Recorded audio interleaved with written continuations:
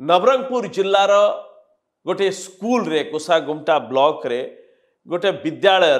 गोटे सप्तम श्रेणी छात्र एभली घटना घटी या अत्यंत दुखद घटना आ दुख आ परितापर विषय ये जे बिचरा से स्कूल पिलाटा जे हॉस्टेल रहुची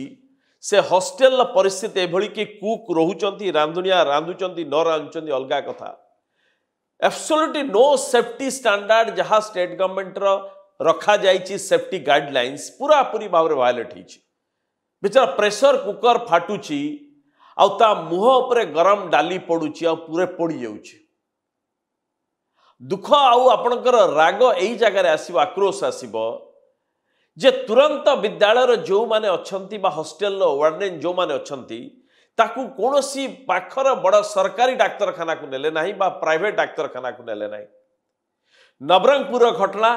नवरंगपुर डाक्तरखाना को नियागला नहीं ताकू कोटपाड़ अणागला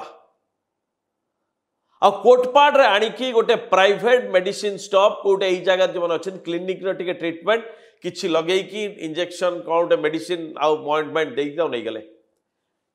8 दिन काल एवं सीरियस बर्न इंजुरी 8 दिन काल ताको हॉस्टेल भितरे बंद कर रखिले कौन ना ए कथा जदि बाहर को जीव ताहले जना पड़